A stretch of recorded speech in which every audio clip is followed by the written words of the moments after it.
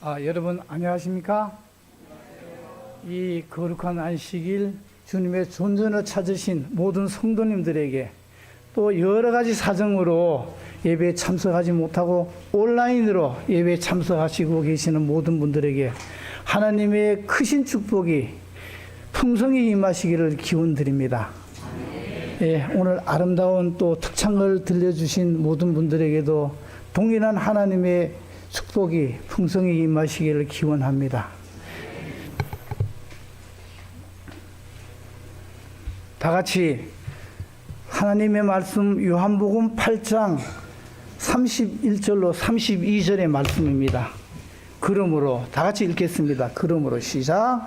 그러므로 예수께서 자기를 믿은 유대인들에게 이르시되 너희가 내 말에 거하면 참 내 제자가 되고 진리를 알지니 진리가 너희를 자유케 하리라. 감사합니다. 오늘 저는 이 본문의 말씀을 주제로 그대 안식일 교회를 아십니까? 라는 이 대주제와 또 재림운동과 안식일 교회 탄생이라는 부주제를 가지고 피차간의 말씀의 은혜를 나누고자 합니다. 진리는 하나이다라는 말이 있습니다. 어떤 유명한 수학자가 이렇게 이야기를 했습니다. 진리는 하나이다. 둘이면 진리가 아니다. 하나는 집합이고 둘은 원소다. 단순히 숫자 하나 둘을 말하는 게 아니다. 보편성과 특수성의 문제다. 집합과 원소의 관계에서 원소는 진리가 아니다. 여러분들 쉬운 말 같습니까? 어려운 말 같습니까? 너무 어렵지요. 유명한 수학자가 한 이야기라서 그런지 너무 어렵습니다.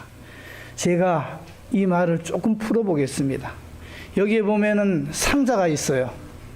이 상자에 보면은 각기 다른 여러 가지 도형들이 담겨져 있어요.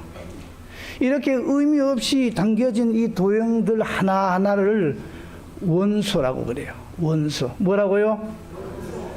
근데 보세요. 여기 보면은 또 아주 이쁜 그릇이 있어요. 이 이쁜 그릇에 이 원소들을 몇 개를 모아놨어요. 근데 이렇게 모아진 이쁜 그릇에 이 모아진 원소가 어떤 의미를 가지고 모았을까요? 아무런 의미 없이 모았을까요? 의미를 가지고 모았지요. 그죠?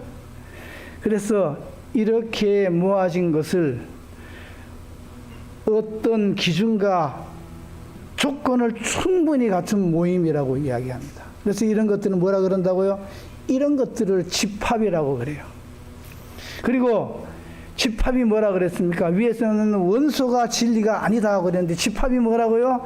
집합이 진리라는 거예요. 왜 그렇게 집합이 진리냐 하면은 어떤 기준과 조건을 충분히 갖춘 모임이기 때문에 그래요. 여러분들 처음부터 이제 아주 어려운 말을 해서 헷갈리시지는 모르겠습니다. 자, 다 현명하신 분들이기 때문에 우리 기독교의 모든 성도님들이 충분히 이해를 하셨을 것이라고 생각이 됩니다. 우리가 살아가는 이 주변에 보면은 참으로 많은 교회들이 있어요. 큰 교회, 작은 교회, 도시교회, 시골교회, 천주교회, 장로교회, 감리교회, 또 뭐요? 성결교회, 순복음교회 등등등등.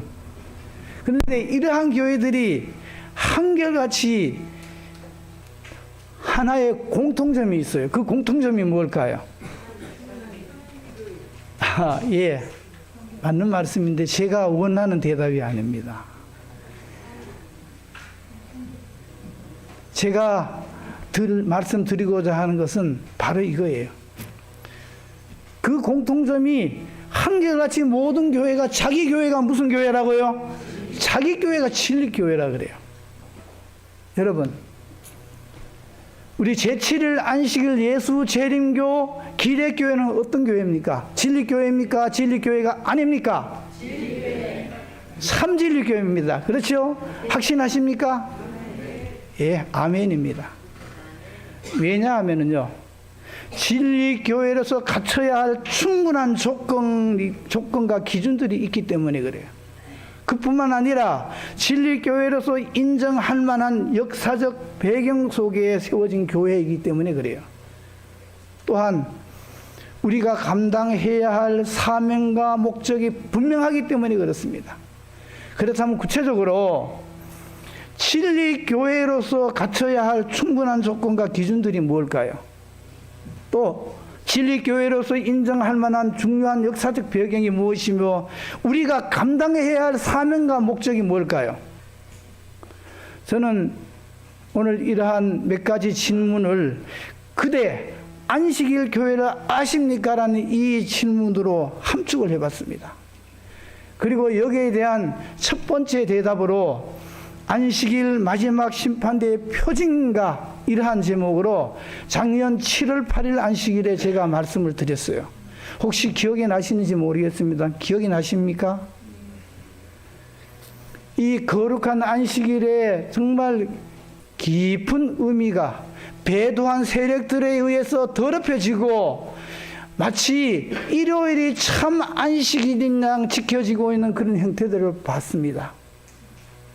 그런데 사랑하는 성도 여러분, 오늘 여러분들이 지금 이렇게 나와서 지키고 있는 이 안식일이 마지막 시대의 마지막 심판대의 표징이 된다는 사실을 다시 한번 기억하시는 저와 여러분들이 되시기를 간절히 바랍니다. 오늘 그대 안식일 교회를 아십니까? 두 번째 대답으로 재림운동과 안식일 교회의 탄생이라는 주제를 가지고 그 답을 찾아보려고 합니다. 세계 교회사에서 빼놓을 수 없는 가장 중요한 사건이 있어요. 그 사건이 뭘까요? 뭐라고 생각이 되십니까? 1517년에 마르틴 루터에 의해 일어난 종교개혁 운동이었어요. 이 종교개혁 운동은요, 한 연약한 기별자에 의해 일어난 엄청난 사건이었습니다. 혁명이었어요. 그래서 많은 사람들이 이 종교개혁 운동을 세계 교회사의 거대한 분수령이라고 이야기를 합니다. 이러한 종교개혁의 무엇보다도 역사적 의의는 구교에 의해서 가려지고 변질된 진리를 찾아내는 것입니다. 그래서 구교인 천주교로부터 1517년 성경의 권위와 오직 믿음으로 말미암는 구원이라는 이 슬로건을 걸고 루터파가 생겨났습니다. 또 1520년에 이 루터파로부터 장로 제도를 처음으로 도입을 하고 성경 중심, 교회 중심이라는 이런 모토를 가지고 개혁주의가 생겨났어요. 1525년에 이 개혁주의로부터 정치와 교회는 분리되어야 한다면서 재침례파가 생겨났습니다. 역시 이 개혁주의로부터 1534년에 회개와 속죄와 재림을 강조하는 성공회가 생겨났어요. 그리고 또 이 개혁주의에서 1560년에 하나님의 주권과 장로의 권위를 강조하는 장로교회가 생겨났어요. 그리고 성공회에서 1612년에 유아 세례를 반대하고 침례와 성만찬 예식을 강조하는 침례파가 생깁니다. 또 이 성공회에서 사랑과 성령과 성화를 모토로 하는 감리교회가 생겨납니다. 복잡하죠? 근데 우리가 이걸 꼭 알아야 돼요. 왜 그럴까요? 우리 제7일 안식일 예수 재림교회에 그 재림교회가 생겨난 그런 뒷배경이 중요한 배경이 되기 때문에 그렇습니다. 이렇게 16세기에서 18세기에는 많은 교파들이 생겨나면서 그들이 뭘 가지고 왔어요? 뭘 가지고 왔습니까? 그들만의 교리들을 가지고 왔어요. 그런데 이러한 교리들을 우리가 자세히 들여다보면은 어떤 교리들은 성급한 면이 없지 않아요. 그러나 그 교리들을 또 자세히 보면은 모두가 성서적인 것들이었어요. 그런데요, 이러한 개혁이 정말 완성이 되고 성공하기 위해서는 성경도 하나요, 하나님도 하나요, 성경도 하나이기 때문에 모든 교리들이 모아져 더 다듬어지고 고쳐져야 했던 것입니다. 그런데도 불구하고 견제와 경쟁의 국면 속에서 흩어진 교리들을 하나로 모아져야 한다는 일은 세월이 지날수록 그 가능성이 희박해져 보였습니다. 여러분, 여기에 숫자가 있어요. 이 숫자의 의미가 뭘까요? 25,400입니다. 어렵죠? 이 2000이란 이 숫자는요, 지금 현재 전 세계적으로 개신교의 교단의 수가 2000개가 된다는 겁니다. 근데 2000개가 되는데 2000개를 그 2000개가 아니에요. 그 안을 자세히 뒤집어 보면은, 세밀하게 관찰을 하면은 25,000개도 넘는다는 것입니다. 예를 들어서 우리나라의 장로교회 교파수가 400개가 넘는다는 것입니다. 여러분, 장로교회 그러니까 그냥 몇 개 이 정도는 뭐 아실지 모르겠는데, 우리나라에 지금 현존하는 장로교회 교파수가 400개가 넘는다는 것입니다. 여기에 있는 자료는 정확한 것입니다. 이와 같이 종교개혁은 취지나 그 정신은 좋았지만 처음부터 여러 가지 과제와 문제점을 가지고 출발했던 것입니다. 이런 상황 속에서 흩어진 교파와 교리들을 한테 모으는 정말 중요한 그런 사건이 일어납니다. 어떤 사건이었을까요? 아마 여러분들이 예, 맞습니다. 짐작하시는 분들이 많을 겁니다. 19세기 초, 정확하게 1806년에 신실한 침례교 신자요, 성경학도요, 평범한 농부였던 윌리엄 밀러가 구심점이 된 재림운동이었어요. 이 당시의 시대적 배경이 중요하기 때문에 잠시 살펴보면은 아직도 구교의 살기등등한 박해와 핍박이 수그러들지 않았습니다. 뿐만 아니라 교황의 전적인 사주를 받은 제수이트회가 출현해서 전 세계적으로 종교, 사회, 정치, 문화, 심지어 교육, 예술 부분에까지 교묘하게 침투를 해서 개신교 박멸운동을 전개를 하고 있었어요. 여러분들, 제수이트회라는 얘기를 혹시 들어보셨죠? 많이 나옵니다. 이들은요, 봉사와 또 구제사업가, 교육사업가, 또 아주 우리가 생각하지 못할 그런 예술 그런 행사들을 통해서 겉으로 보기에는 정말 사회 발전에 공헌을 하고 있는 것 같아요. 그러나 그 내부는 어때요? 그 내부는 정말 이리의 탈을 양의 탈을 쓴 일입니다. 아주 교묘하게 개신교 박멸운동을 지금도 그렇게 하고 있어요. 제1차 세계대전에 뒤에서 사실 조정한 것은 많은 학자들은 이 제수이트회라 그래요. 심지어 우리나라에도 뭐 다른 나라에도 마찬가지지만 가톨릭 농민회라는 게 있어요. 그 끈앞으로 쭉쭉 올라가면 이 제수이트와 연결이 돼요.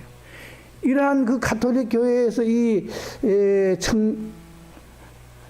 청년회에서, 농민 청년회에서 보면은 뭘 하고 있느냐 그러면은 거대한 금융 조직을 거의 보면 운영합니다.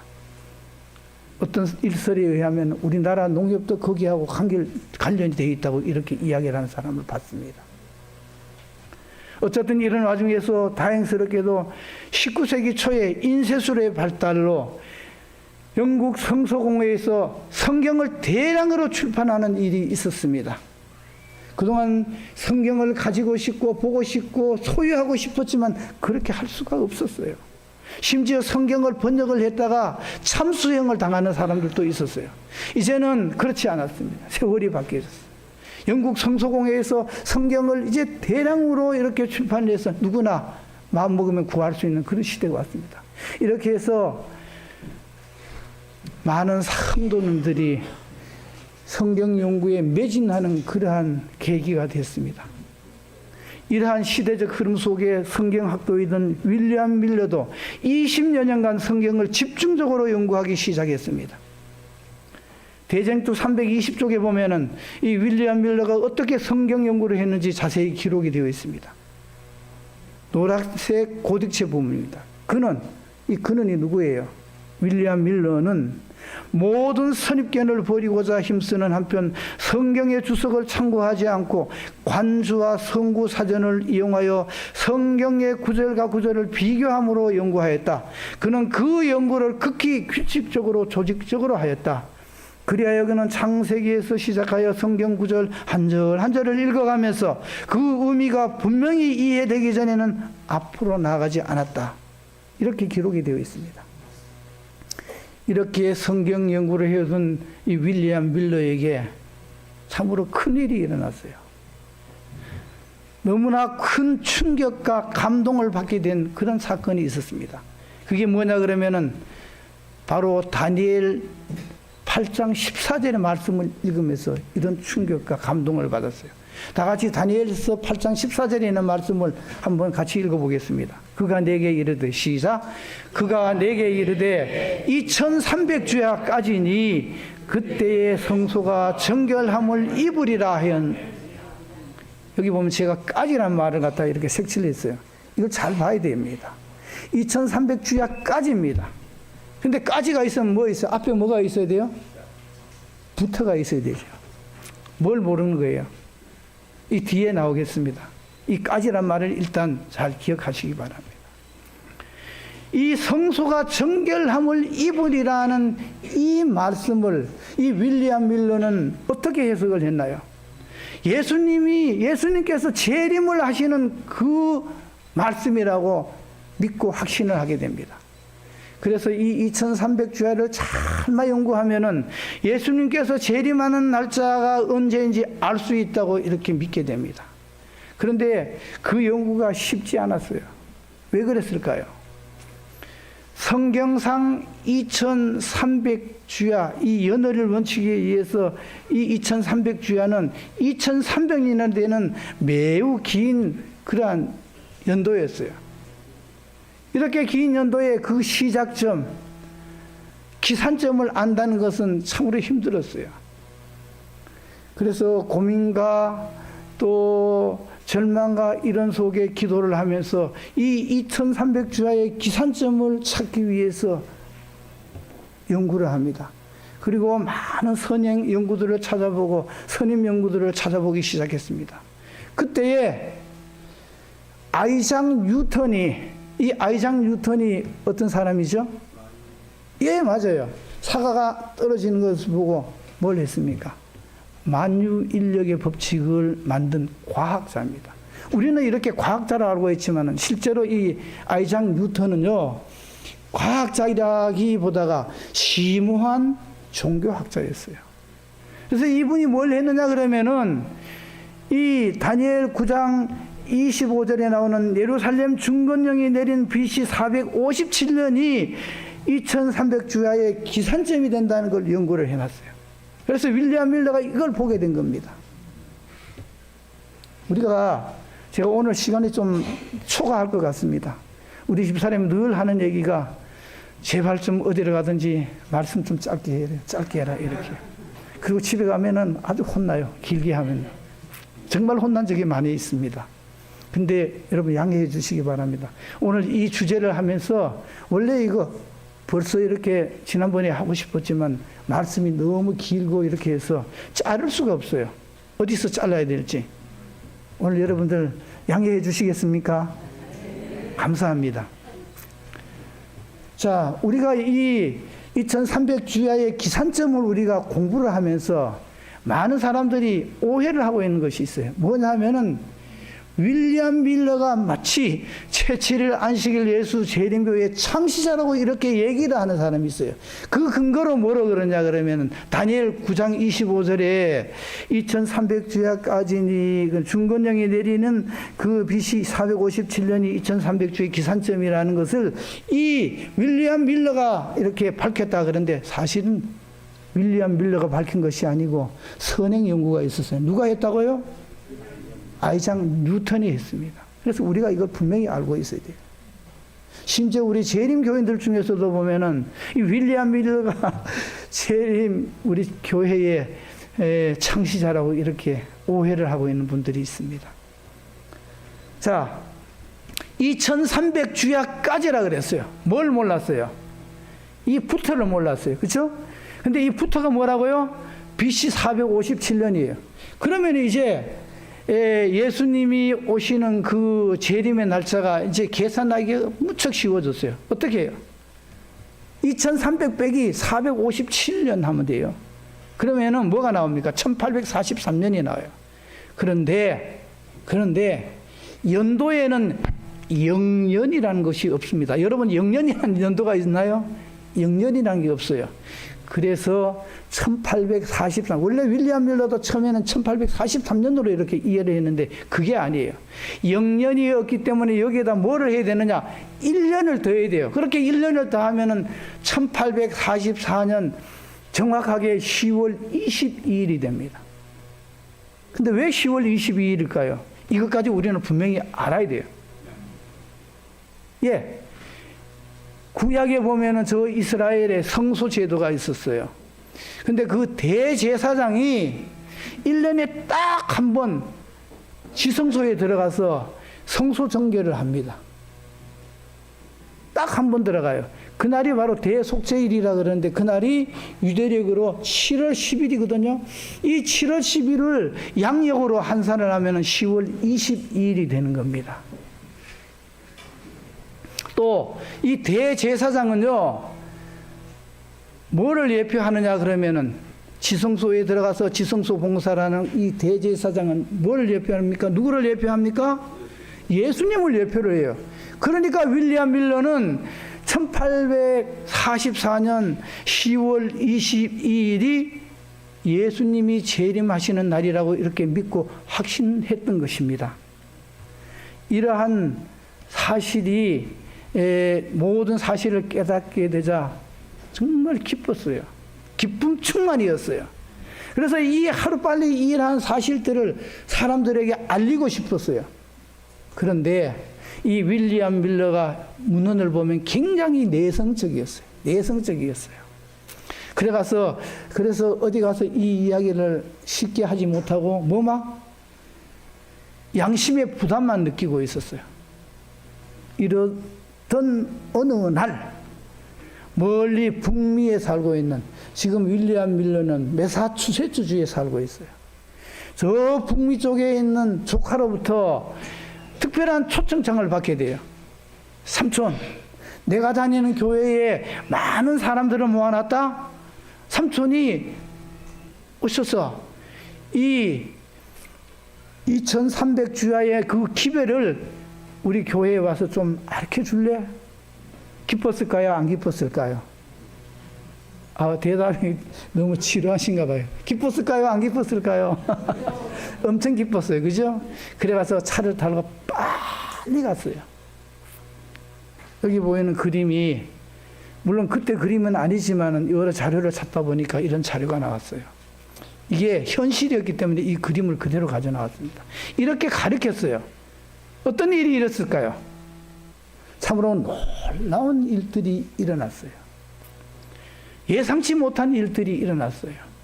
순식간에 이 2300주야의 그 기별이 입소문을 타고 초교파적으로 확산되어 수많은 사람들이 이 재림 운동에 참여하게 됩니다.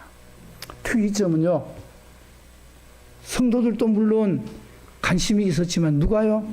목회자들이 더 관심이 있고 반응이 컸다는 겁니다.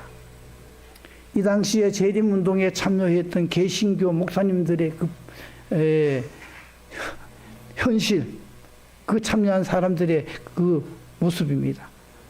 감리교회에서 참으로 많이 참석을 했던 것 같아요. 44.3%, 침례교회에서 27%, 주학교회에서 9%, 그리스도장교회에서 8%, 장로교회에서 7%, 성공회에서 2%, 파란 겟교회, 루터교회, 케이크교회, 이렇게 많은 교회에서 참석을 했어요.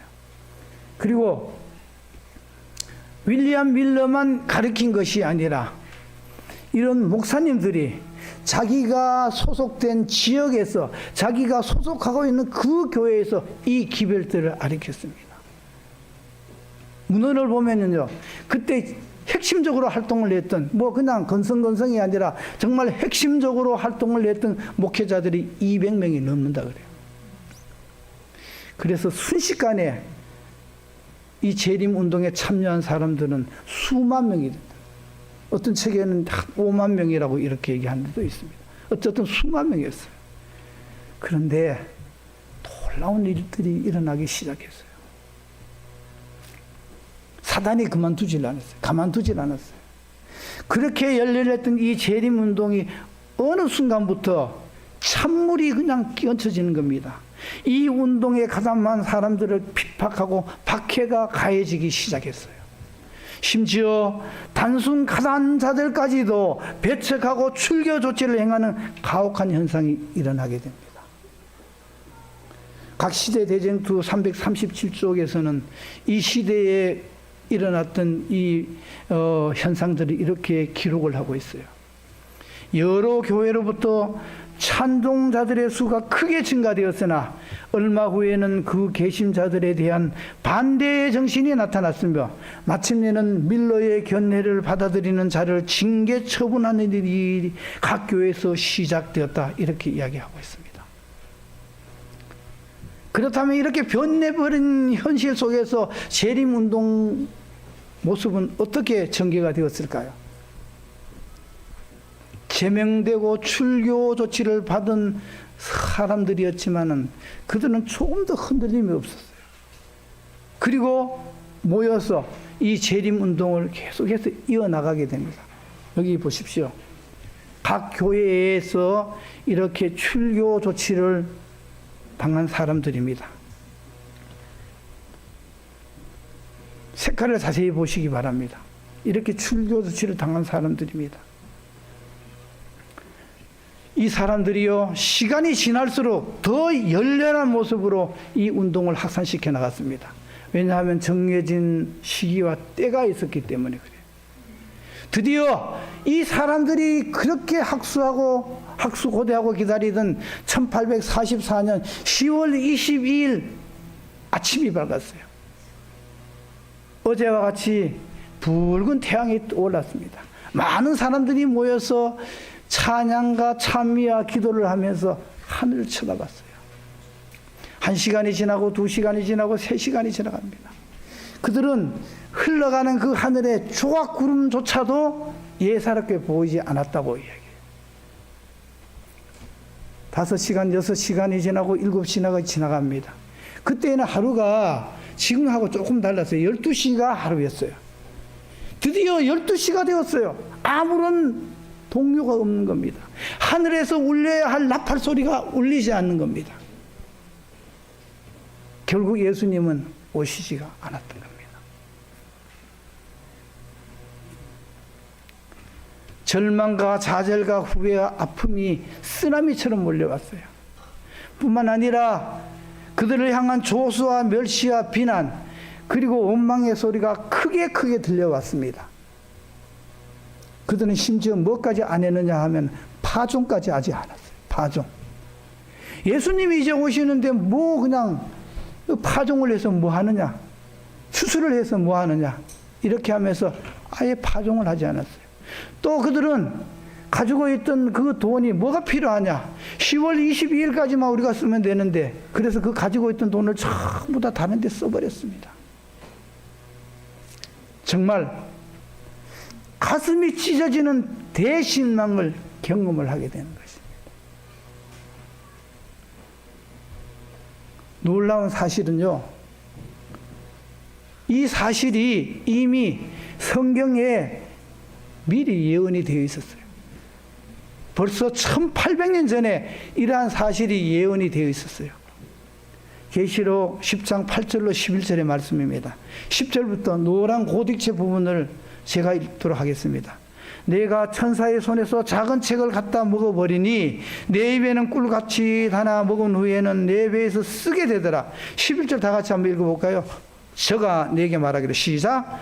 저가 내게 말하기를 내가 많은 백성과 나라와 방언과 임금에게 다시 예언하여 하리라 하더라. 이 작은 책은 뭘까요? 이 작은 책이 뭐죠? 다니엘서입니다.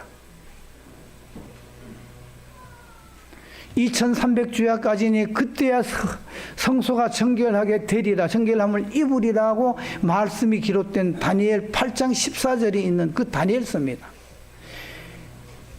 이 다니엘서요, 그들이 예수님의 재림을 기다릴 때는 정말 그 입에는 꿀같이 달았어요.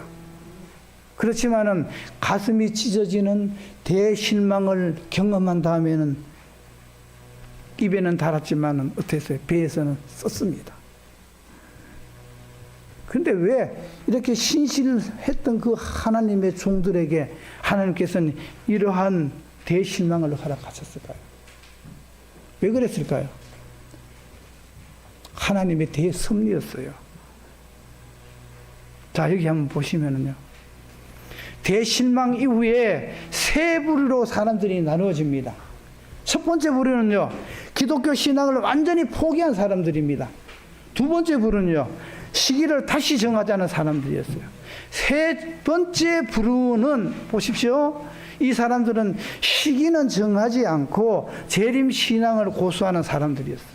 특별히 이 세 번째 부류의 사람들은요, 무엇인가 우리가 착각을 했다, 우리가 성급하게 때와 기한을 정했을 뿐이다, 그렇지만 예수님은 틀림없이 오신다, 그러므로 다시 연구를 시작하자. 그래서 진지하게 연구에 매진하기 시작했습니다. 자, 대실망 전에, 분리되기 전에 이 사람들의 모습입니다. 그런데 이 대실망이 있은 후에는 많은 사람들이 떨어져 나가고 소수의 사람들만 남았어요. 남은 물입니다. 우리가 흔히 남은 물이 한데 남은 물입니다. 많은 사람들이 떨어져 나가고 이 소수만 남았습니다. 여러분, 또 이 색깔을 보십시오. 색깔이 한 색깔입니까? 여러 색깔입니까? 여러 색깔이죠. 이 여러 색깔이라는 말은 무슨 의미가 있죠? 여러 교회에서, 여러 교파에서 모였다는 것입니다. 이게 중요한 것입니다. 이게 한 교파가 아니라요. 그래서 이 사람들이 이제는 교리 연구뿐만 아니라 예언까지도 깊게 심도 있게 연구를 하기 시작합니다.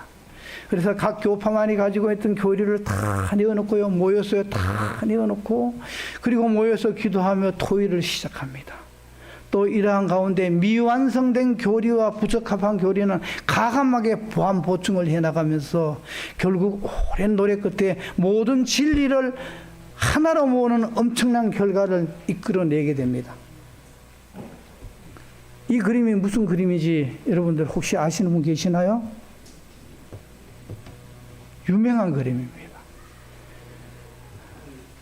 우리 제7일 안식일 예수 재림교회의 총 이 본부가 어디냐 그러면 미국에 있어요. 대총회라 그래요. 이 대총회 2층에 가면은 이 그림이 걸려 있어요.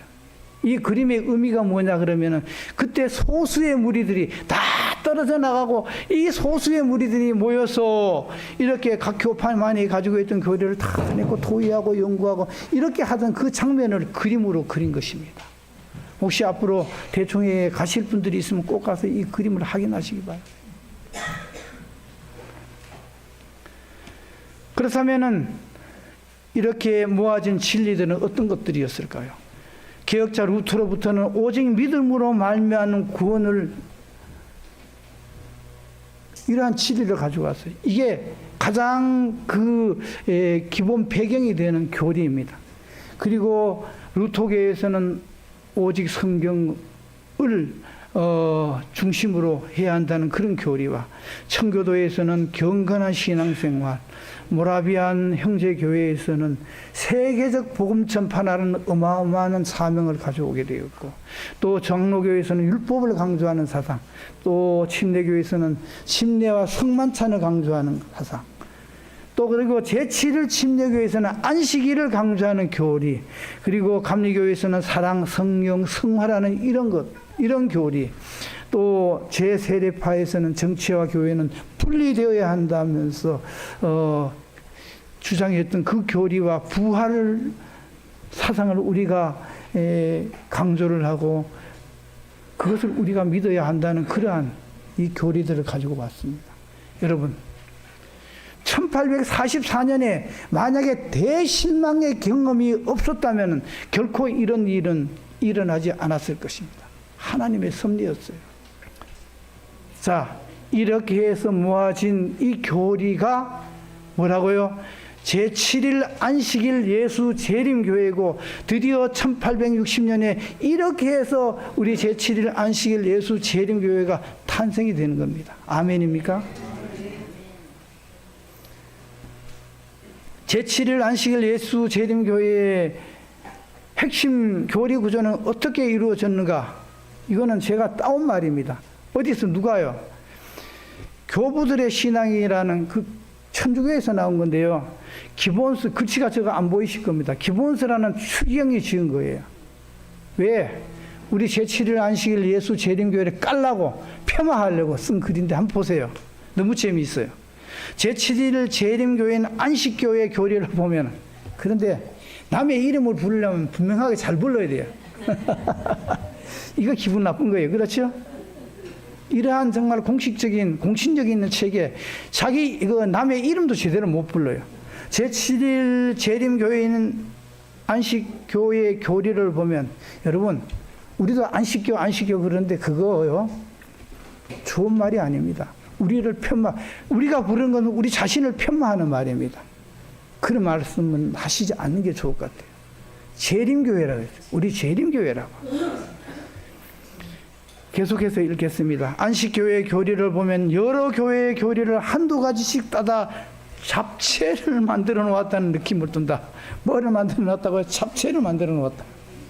즉 가톨릭 교회에서는 구원을 위한 각 개인의 협력의 필요를, 유다 교회에서는 토요일 안식일과 수입의 10분의 1 헌금과 돼지고기 금식 등을, 개신교로부터는 성소유일의 규범주의를, 베프티스트 바로부터는 유아 세례와 부정과 침례 등을, 현대 위생학에서는 담배, 커피, 차, 술의 배척 등을 따랐다. 이렇게.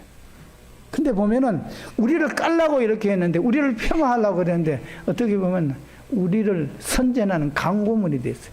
몇 개는 조금 틀리지만 우리를 선전하는 그 문구가 되었습니다. 자, 정말 오랜 시간이 흐른 후에 오늘날 우리 재림교회의 주요한 그 교리와 신조는 무엇일까요? 우리가 교회에 다니면서 이것만큼은 알아야 되지 않겠습니까? 보십시오. 믿음으로 얻는 구원은 기본입니다. 그리고 성소진리. 이 성소진리는요, 어떤 교회도 추종을 불허합니다. 정말로 이 성소진리는요, 다른 교회에서 따라올 수가 없어요. 왜 그럴까요? 2300주야에 그 기산점을 계산을 하고 해석을 할 때 뭘 잘못 계산을 했어요? 성소에 관한 것을 잘못 계산했어요. 그렇기 때문에 이 성소 진리만큼은 너무나 확실합니다. 언제 시간이 된다면 여러분들과 같이 이 성소 진리에 대해서, 성소교리에 대해서 한번 살펴보고 싶습니다. 그 다음에 침례와 성만찬, 또 세천사의 기별, 또 십계명과 안식일, 재림과 부활, 성소 예언, 가정과 건강. 여러분, 저희 교단과 같이 이 가정과 건강에 대해서 확실한 그런 기별이 있는 교단을 본 적이 있습니까? 저는 우리 교회에 나오면서, 처음으로 나오면서 깜짝 놀랐습니다. 그때 보니까 그 시골에서 현미 먹는 거에 대해서 굉장히, 지금도 그러지만 얘기를 이렇게 했어요. 그래서 한번 이렇게 보니까 이 현미에 대해서 우리 하이 부인이 무려 지금부터 거의 250년 전에 한 이야기예요. 근데 요새 그게 누구에 퍼져가지고 우리 교회보다 누가 더 잘 알아요? 바깥에 있는 사람들이 더 잘 알아요. 또 제가 선생을 했기 때문에 교육에 이거하고 관계없지만 잠깐 말씀을 드리면은 지덕체 교육이라는 게 있어요. 지육, 도육, 삼육. 이게 삼육교육이거든요. 근데 이게요, 지덕체란 이 말이요, 250년 전에 하이 부인께서 말씀하신 거예요. 근데 이게 어떻게 됐어요? 오늘날 모든 우리 강원도 교육청에도 가도 이야기를 하면은 전인교육이라 그래. 이 전인교육이 뭐냐 따져보면 뒤집으면 지육, 덕육, 삼육을 말하는 거예요. 이건 우리 한번 벌써 몇 년 전에 이야기했던 걸 인제서야 이야기를 하고 있어요. 가정과 건강도, 건강에 관한 기별도 이런 것입니다. 대단히 정말 중요한 그런 기별입니다. 여기에 이 가정과 건강에 나오는 기별들을 자세히 읽어보면은 정말 우리가 이 식생활을 어떻게 개선해야 될 것인가, 어떤 것을 먹어야 하고 어떤 것을 먹지 말아야 할 것인가 너무나 잘 기술이 되어 있습니다. 그리고 마지막으로 영혼 멸절설입니다. 자, 이렇게 9개를 제가 이렇게 모아봤습니다. 물론 더 앞으로 나올 수도 있고 또 여기서 잘못됐다 그러면은 아마 또 여기서 가감이 될 수도 있습니다. 근데 지금 현재 제가 이렇게 모으면서 어떤 도형에 모았어요? 무슨 도형이에요? 육각형입니다. 이 육각형은 뭡니까? 여러분 좋아하시는, 잘하시는 다이아몬드 결정체예요. 그렇죠?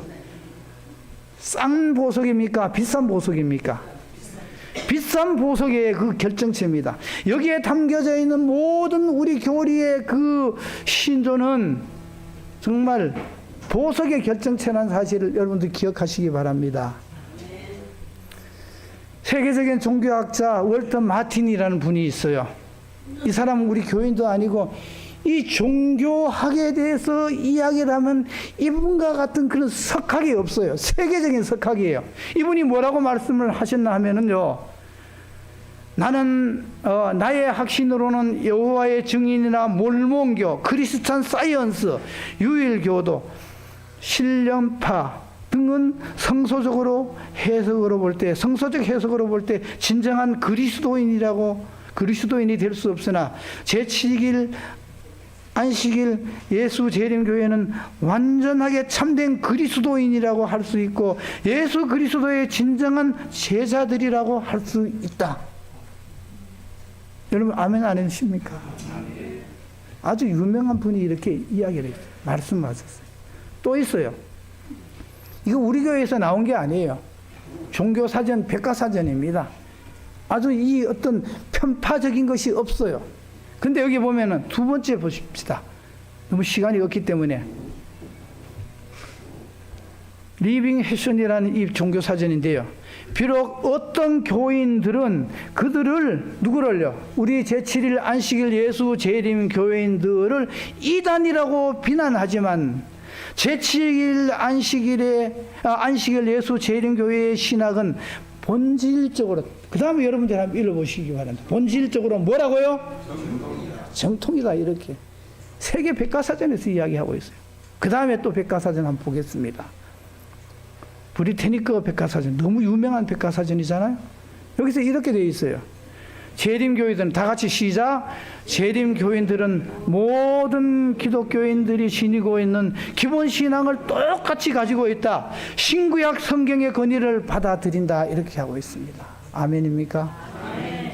사랑하는 성도 여러분, 우리가 진리교회 구성원으로 불러주신 우리 하나님께 늘 찬송과 찬양을 드리시는 저와 여러분들이 되시길 간절히 바랍니다. 아멘. 결론입니다. 오늘 주제 성경절입니다. 그러므로 예수께서 자기를 믿은 유대인들에게 이르시되 너희가 내 말에 거하면 참 제자가 되고 진리를 알지니 진리가 너희를 뭐 하겠다? 자유케 하리라고 말씀하시고 계십니다. 예수님께서 이렇게 말씀을 집적하신 겁니다. 예수님을 잡아 죽이려고 하는 그 유대인들에게 너희가 내 말에 가면 너희들이 내 참 제자가 되고 진리를 알지니 그 진리가 뭘 하겠다? 너희를 자유케 하겠다. 사랑하는 성도 여러분, 저희는 모두 죄의 종들입니다. 이러한 진리로 말미암아서 정말로 자유를, 진정한 자유를 경험하시는 저와 여러분들이 되시기를 간절히 바라면서 말씀을 줄이겠습니다.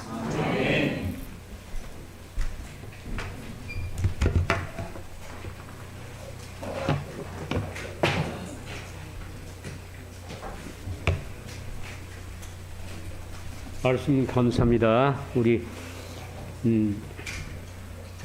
광고 하나 드리겠는데요. 9일부터 뭐 한다고 지금 우리 현석이 음악이 붙었죠? 네, 페파 전도회가 있습니다. 이 일을 위해서 우리 교우님들 많이 기도해 주시면 고맙겠습니다. 네. 우리 찬미 372장 부르시고 기도하시고 마치겠습니다. 다 같이 일어나셨어요?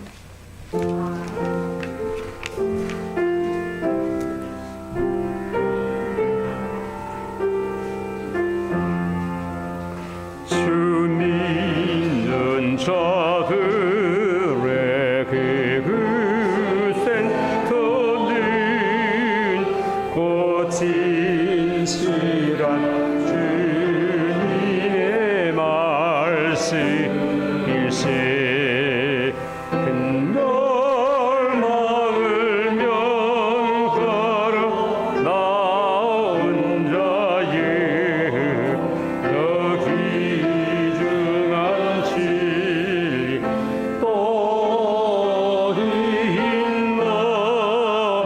또 귀중한 진리 또 있나. 나 두려워 말고 날 따라오라. 우체인들 부르는 그스로다. 거무하니 높고 전능한 손 널 붙들고 도와 들고게 하네. 넌 붙들고 도와 들서게 하네. 세상 풍파가 나 지날 동안 그 깊은 물이 너를 못 덮으리. 내 슬픔과 괴로움 나 기대는 넉주시는 예수 계심일세. 넉주시는 예수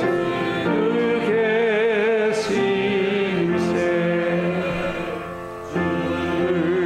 은혜가 내게 더 풍성하사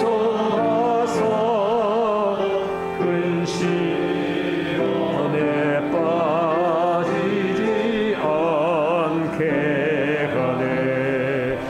근심이 해하지 못하리니 나 독실히 늘 굳게 서네. 나 독실히 믿고 늘 굳게 서네.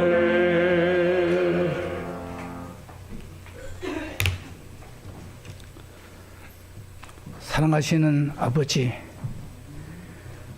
참으로 미천한 저희를 기준과 조건을 충분히 갖춘 무리로 보시고 진리교회 성도로 불러주셔서 참으로 감사합니다. 아버지, 우리가 더욱 겸손하고 구별된 모습으로 마땅히 해야 할 도리와 사명을 감당할 수 있는 저희 모두가 되게 도와주시옵소서. 이 모든 말씀 예수 그리스도 이름으로 축원하옵나이다. 아멘.